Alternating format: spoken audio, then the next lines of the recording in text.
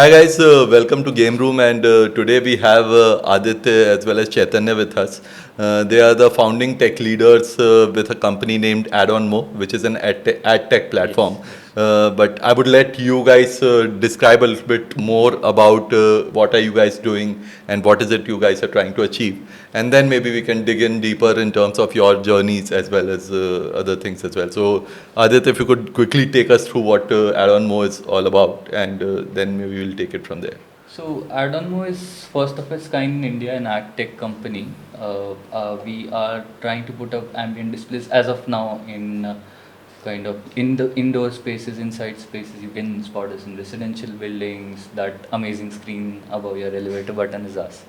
Our idea is to reach out to this, burgeoning class of urban affluent that Okay. India is now witnessing, which probably Southeast Asia has already seen. You go to China, you go to South Korea, or Vietnam, etc. These countries. So we're trying to bring audiences closer to advertisers who can buy their products, and we're trying to write that into India's new consumption story, where we're seeing a lot of household products and many other things that probably we imported yesterday but now making in India.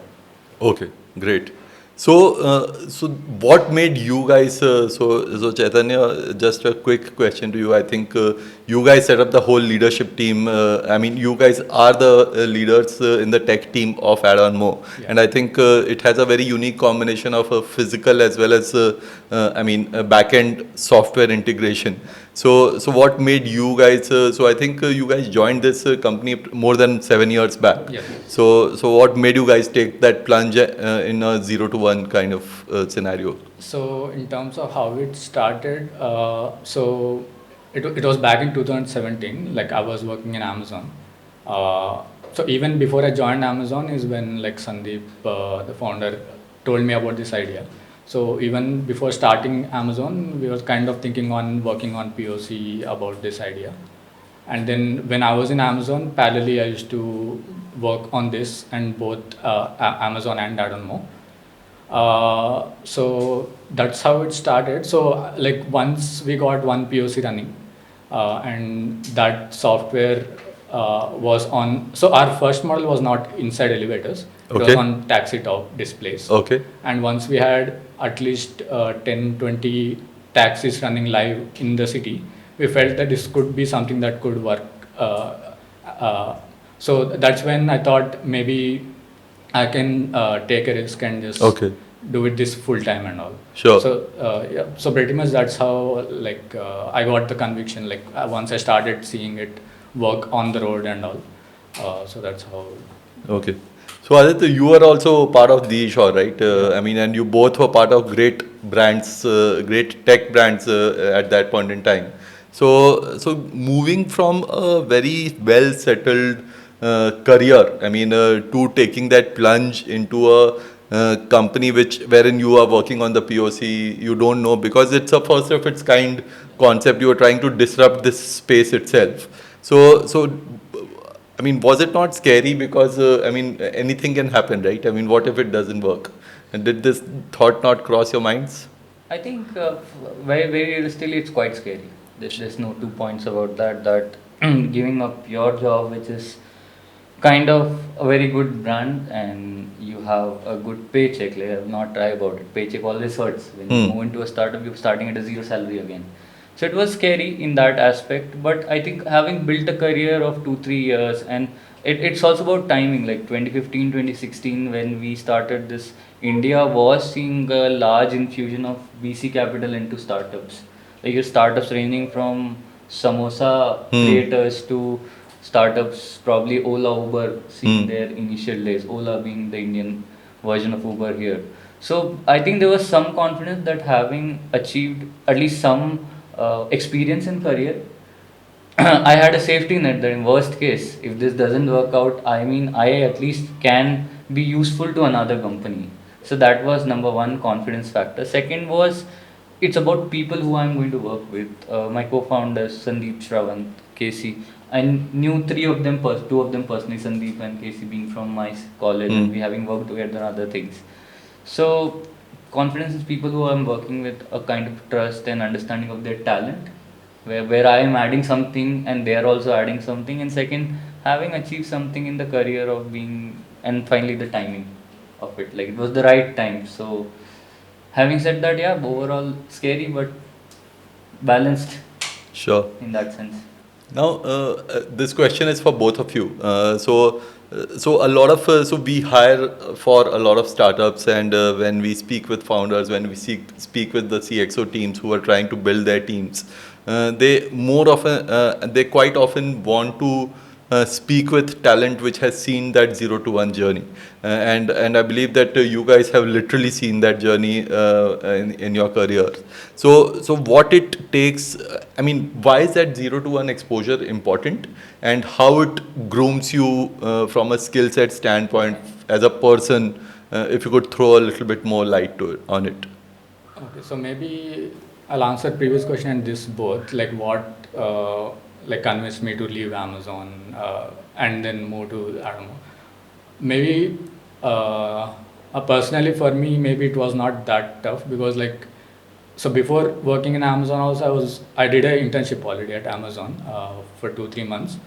Then itself for me it was a bit of clarity because I got the realization that I don't want to work in a very big company in a small team and all. So for me it was always clear that I had to work, if I'm working on something I must have like a little bit of like most of control on what I'm working on. Freedom was very important for me. So that was one of the main motivation for me to like, so if not add more, at least something on my own was one of my goals. So after internship also, when I was joining Amazon, I never took it for granted that I'll work in Amazon at all. I had no intentions at all at that direction. So for me, it was quite easy to just jump into AdOnMo and do it.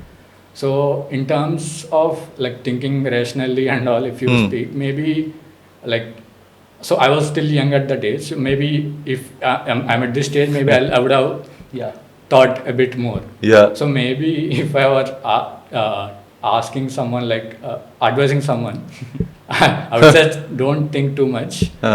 Take take the first step, and then it would like it's actually good. Like if you are working on something 0 to 1, you'll know all aspects of what you're building. If you're working in Amazon, maybe you'll learn one aspect of like a very big system. That is good in terms of you really want to go into a specialized kind of a role. But it's also good to have a generalized knowledge also. So in startup, you get to do like T-shape kind of a progression. You also get breadth, you also get depth. So I think I would say, so yeah, that would be what I would say to someone like that. I think adding to that interesting point with T-shape, I feel apart from all that Casey said, very valid, and I think he also mentioned about the timing of it, right? Like it was a good time for him as a young person. I feel one thing that often is not very involved in education is uncertainty.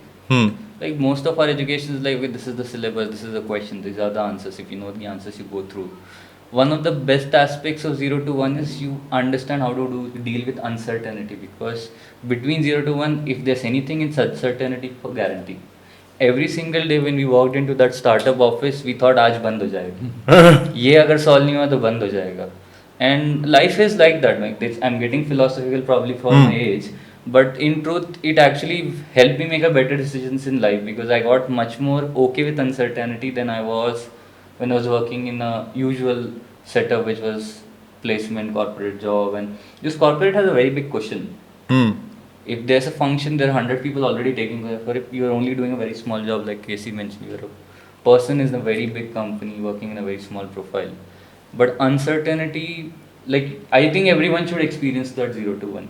It could be probably within your company, you do a very different project and take that risk. But I think that 0 to 1, you should take uncertainty is the main learning you're taking from it, and how to deal with a situation where there's no fixed answer.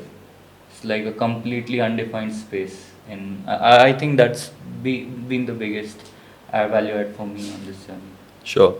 So yesterday we had one of the founders with us, and he spoke about the fact that every startup goes through 9 rounds of iterations of figuring out their product Yeah. before they eventually succeed in one.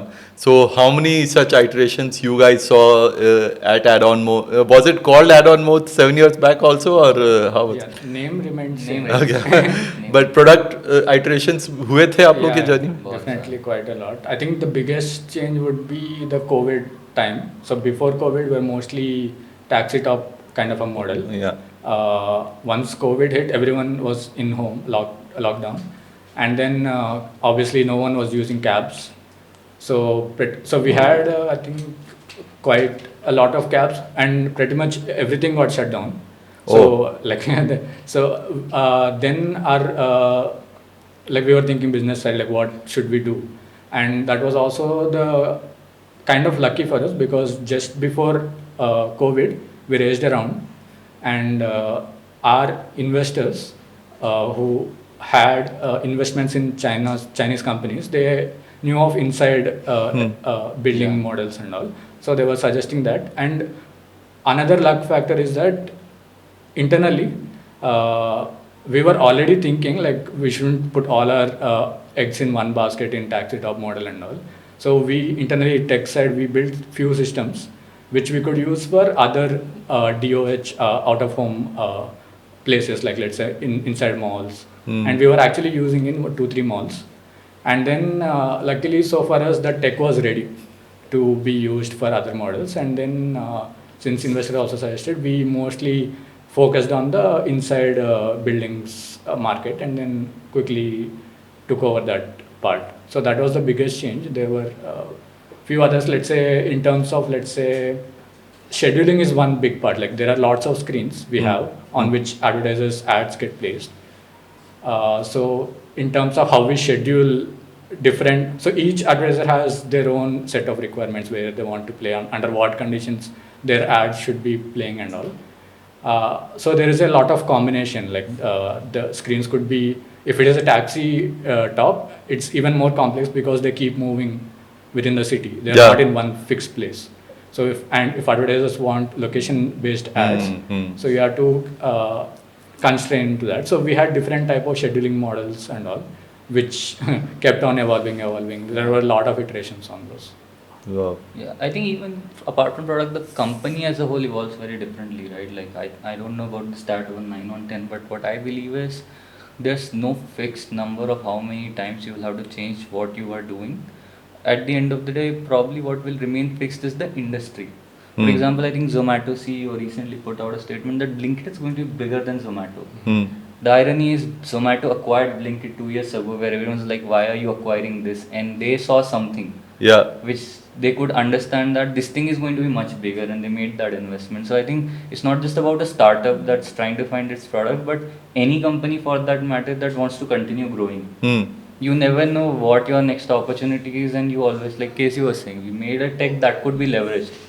So that was our bridge, that okay, at this stage what we can do best is leverage our tech, and we never knew that this will work out, right? Inside building, we just started, like you said, we dived in, tried it out, it worked, and now it's much bigger than what we started with the taxi top, and same being linked to Zomato. So I think it's a continuous evolution. I don't think there's any fixed number of iterations.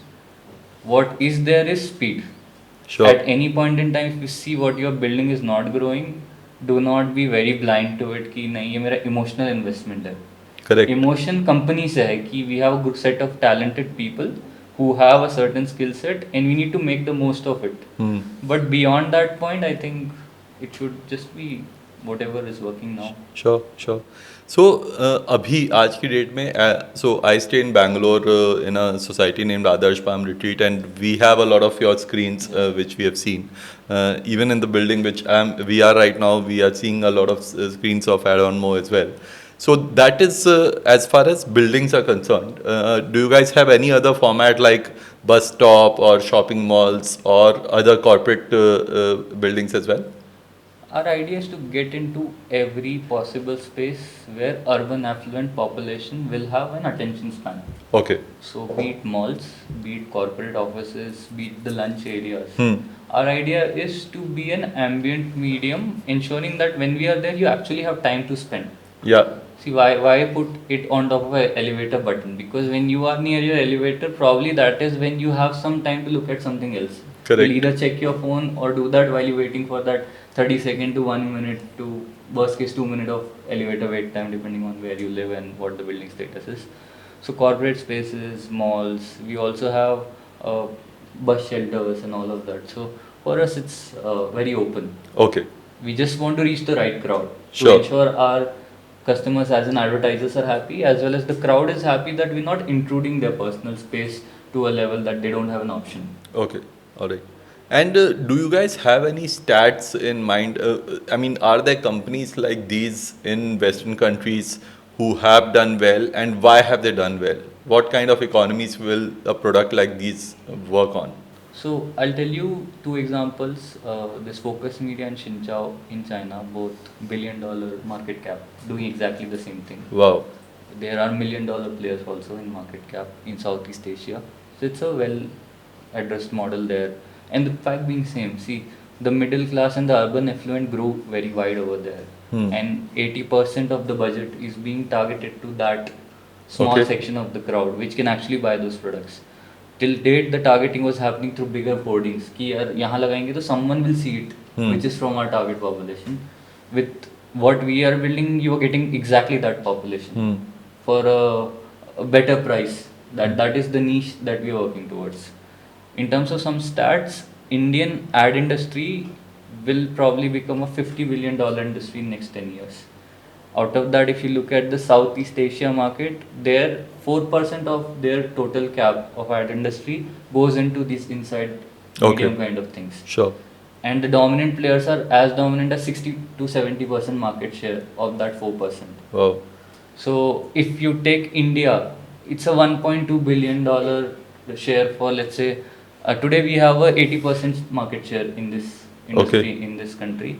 Assuming market consolidation effect wise, we stay at 60%, even then we'll gain a $1.2 billion probably going forward, assuming 50 and 4% and then 60% of that. Sure, sure. So what is the efficacy of this? So for example, let's say if I am a corporate and कई बार क्या होता है कि जैसे हम लोग इस society में if I have to run a class or if I have to run a coaching center or anything, any initiative wherein I'm trying to get attention of all the society members and they give a pricing कि अच्छा ठीक है उस TV पे लगाओगे तो फिर इतना pricing है.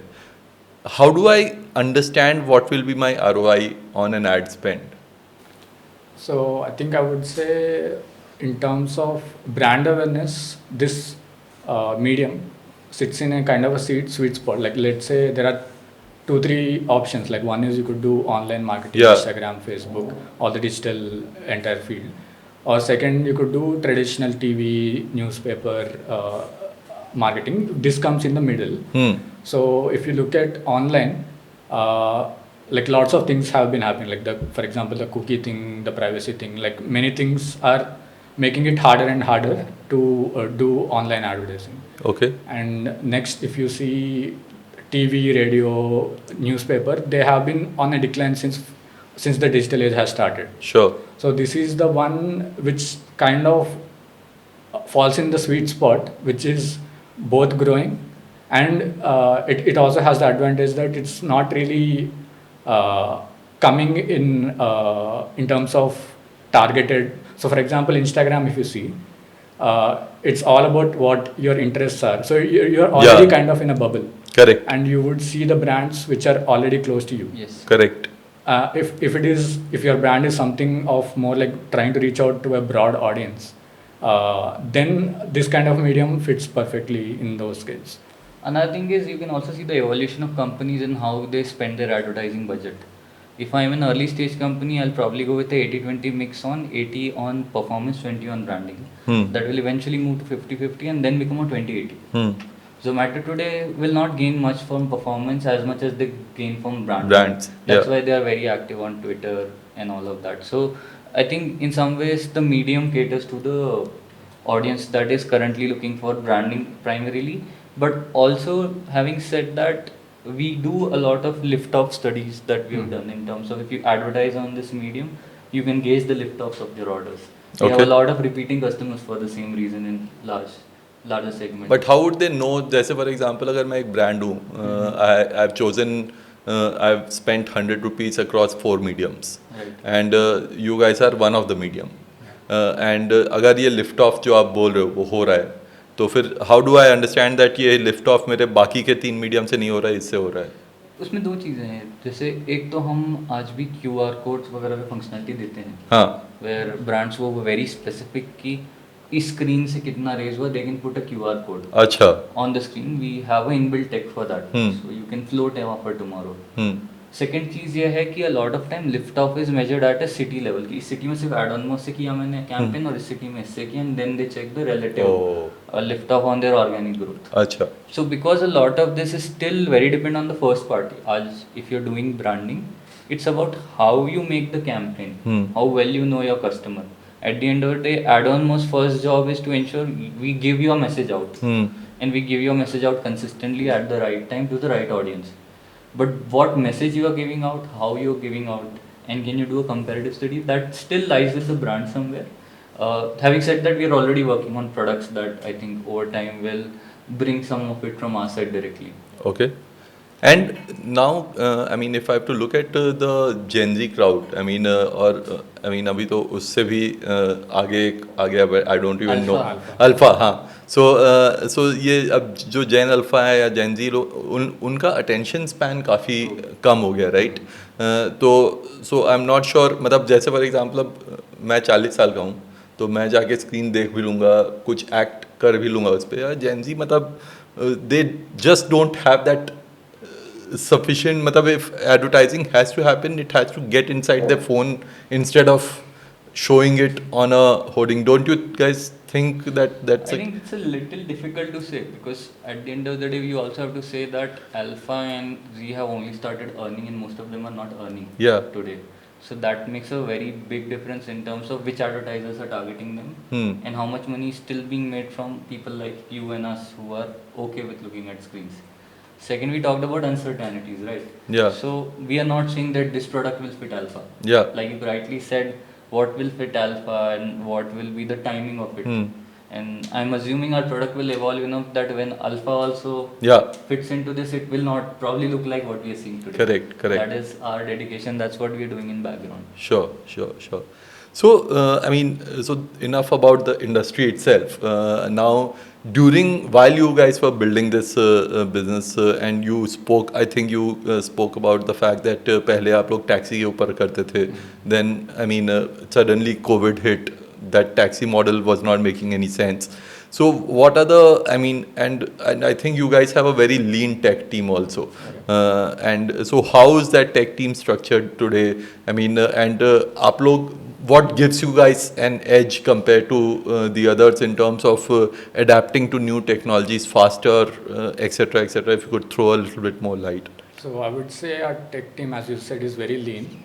Structure-wise, I would say it is quite flat. Like we don't really have any hierarchy and all. So in terms of what gives an edge, I would say, like, first of all, being a small team is actually really good, because like if at all there is a new tech or stack that we want to use that would maybe improve the systems, make it efficient and all, it's easier to get it into the thing, because there are not a lot of people that we have to convince or make them learn and all. Yeah. So in terms of that, I would say that advantage is there. And in terms of what adds edge, I would say even our stack, we kept it quite simple. Yeah. So we don't complicate anything actually in our tech team. We keep it as simple as possible. Unlike so most of the companies, they do rely on a lot of third-party tools for every, like, let's say authentication or real-time connection or something. So in general, what our approach has been from the start is we try to do everything in-house. So we have almost full control over whatever we are building in different parts of the system. So I think from that aspect also, it's very advantage to us. I think to add to that, I would mention two labels just to kind of put further on that point. One is ownership. So, like Casey was saying, we have flat structure. Now, you usually have disciplines in computer science. You have user experience and user interfaces. You have infrastructure. Cloud infrastructure itself is a very big topic. Then you have back-end services development and how you would deploy them the best way, handle migrations, uptime, downtime, replication.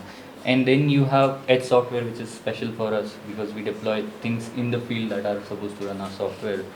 So all of these have designated owners.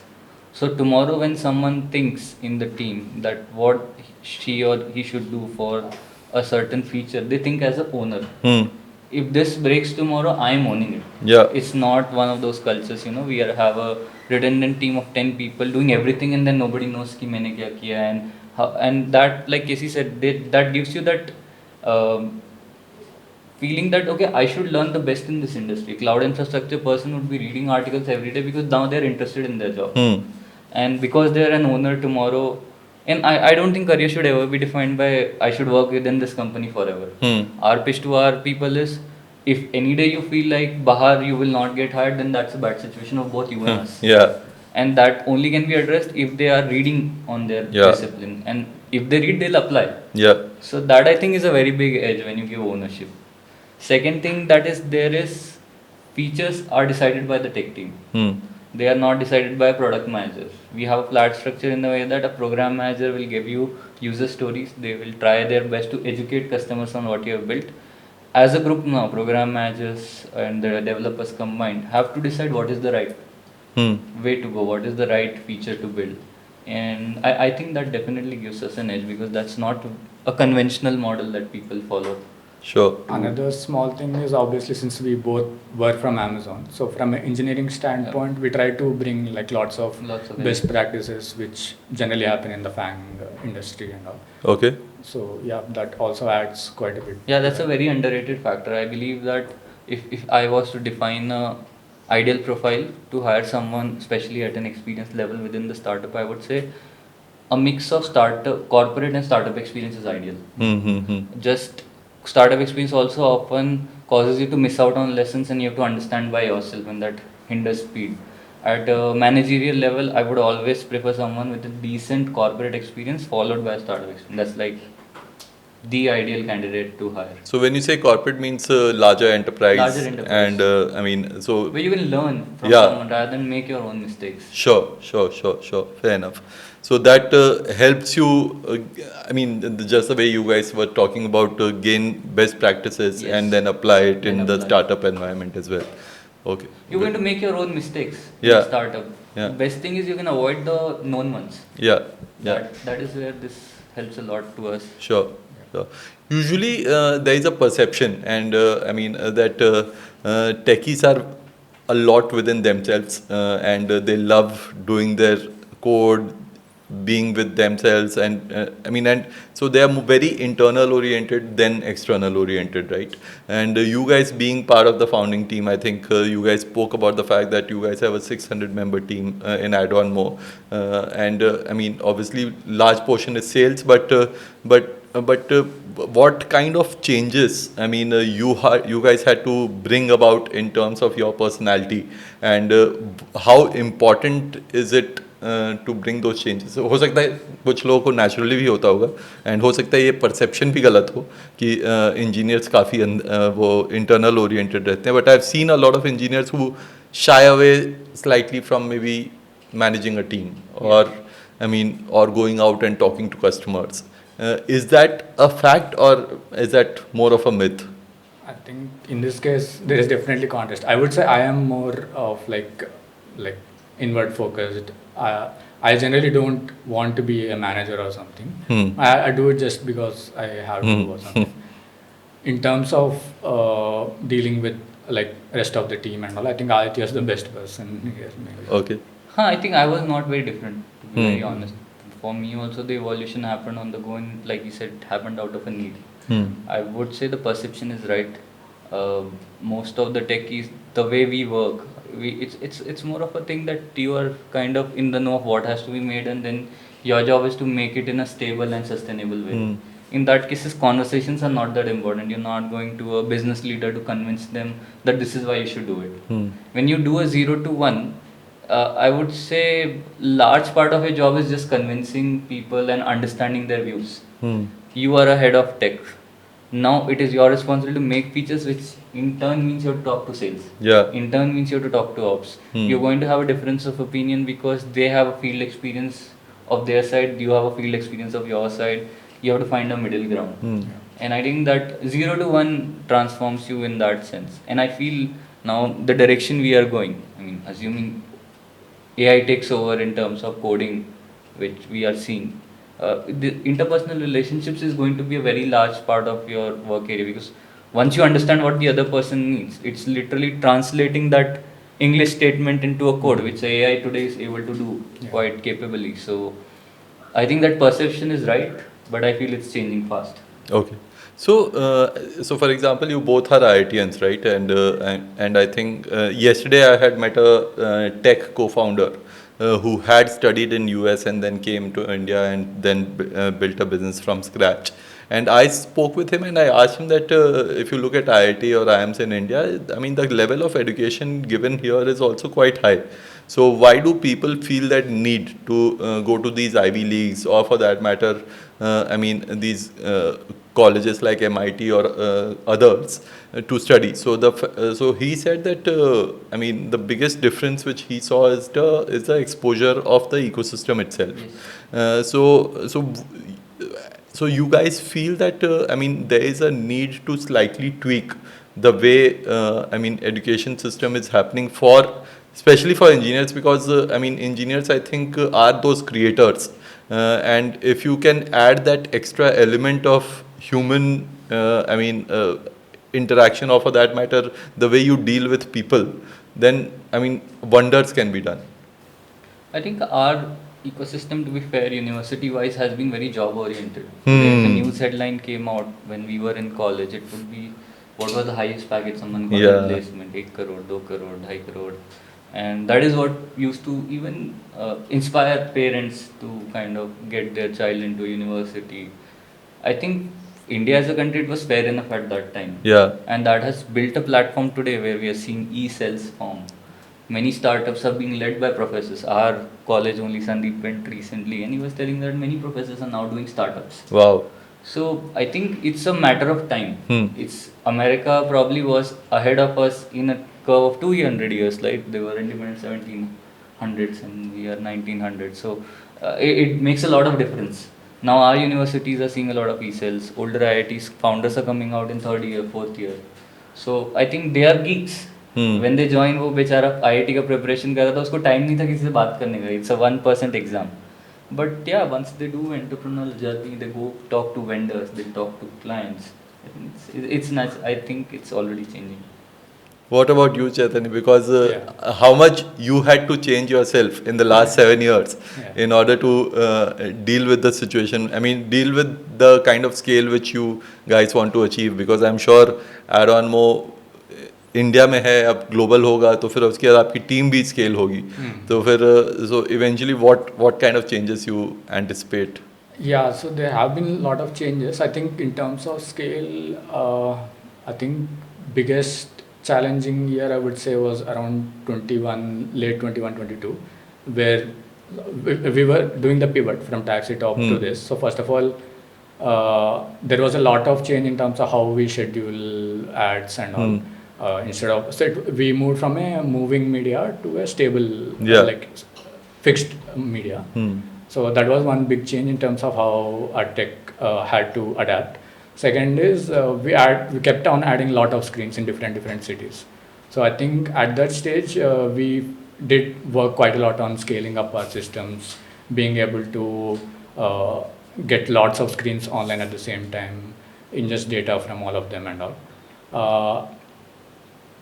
Even now after our recent funding round, we are adding our screens, but I would say at this stage we have tech decent enough to scale to even double to triple of our scale. So in terms of just scale, I wouldn't say there is too much, but we are also adding different kinds of media into our system. So right now we are still majority inside building flip lobbies, but we are going to add, let's say, large format displays or purely corporate displays. So I think in terms of, not in terms of scale, but in terms of variety, maybe I think we'll have to adapt quite a lot. We are already working in that direction. So that is how I'm seeing it go. How about change in Chaitanya? Oh, Because personally. also, I mean, so obviously there's one angle which is tech. Now, you mentioned that you also didn't want to be a manager, Yeah. or for that matter, you were an internal oriented person. Yeah. I mean, for Aditya, it might have come slightly easier because he would have may have been an outgoing person.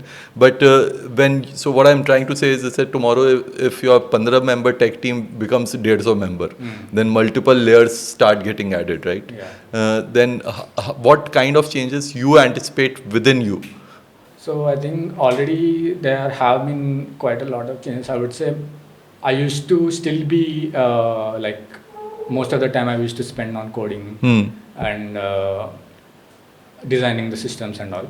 I think already I'm spending quite a lot of less time on coding right now. Sure. I spend a lot of time like designing the system, explaining why we chose this particular component over that, explaining that to the team, and then there's also review, code review. I think that direction would definitely continue. So yeah, I think it's kind of moving in terms of getting the plan like bulletproof. That is pretty much what I think about most of the time at this moment, I would say. Great. I think one of the bigger differences, I'll just to add to his point, is now he's managing a team of 15 members. Yeah. Definitely talking more. He's talking to 15 people every day, and I think that right now also he's talking less. Yeah. How much he should. Sure. So definitely there's a change. Okay. Last question it's a attached question. So, what is the purpose of AdOnMo? Eventual purpose which you guys are chasing, and what's making you guys married to this purpose? Should I start? So I think from the start, one of the vision I was thinking, which I had in mind. So like obviously before AdOnMo, like first of all, why startup and all. Like I'm a techie, so I read a lot of tech stories, like how Microsoft came and how Apple came and all. So Google is one inspiration. So I would say, so if you look at FANG, like or pretty much, if you can call all of them ad tech actually. So AdOnMo is also an ad tech, but it's not purely digital. It's more physical in the physical space and all. So one of the main vision goals I had from the start is like how Google made advertising industry so big. Like before Google, like there was no online advertising at all. It was actually purely offline. But offline outdoor industry did not really evolve that much. Before Google, how it was, it's still almost like that. So one of the main mission I would say was to bring outdoor industry closer to Google, like in terms of data driven, digitized and all. So I would say that still stands as a good vision direction statement for me personally at least. For me, I think once when I joined initially, my thought was that I want to pursue tech on my own terms. There's 100 opportunities to build. When you work, like I said, in a big company, those opportunities get limited by what your specific function is doing. For me, startup was more about just enjoying doing a lot of technical stuff because I have the option. Over time, now I've also realized the best product does not win. And there's a lot to just learn, like Casey said, from the industry, that can this transition to the level of Google. Largely, we are seeing that ambient advertising is important. Branding does work through ambient. So for me now, it's just that I want to make that first mark on ambient advertising in India and bring it to a scale that will be the industry leader experience. And I am sure I'll learn enough during the journey, so that's what keeps me going. Super. Any parting thoughts? I'm done with my questions. Anything which you guys have to share? Nothing. I think it's great that we have such podcasts coming up. I would say that I watch podcasts like this every now and then, at least once a month or once every 2 weeks, and I at least feel very happy because when we started 7-8 years ago, it was a black space for us. Like there was pitch dark and you were shooting in the dark. And if you would watch podcasts, they would be from US. Yeah. And the biggest problem is relatability. US economy works very differently. So I'm really happy that podcasts like this are coming out and people get relatable stories. People get to know about how businesses work in India rather than just trying to force fit what has worked outside. And glad to have been a part of this. Yeah, same, pretty much. Glad to be on the podcast. Okay, great. Thanks a lot, guys. Thank you. Thanks for your time. Yeah.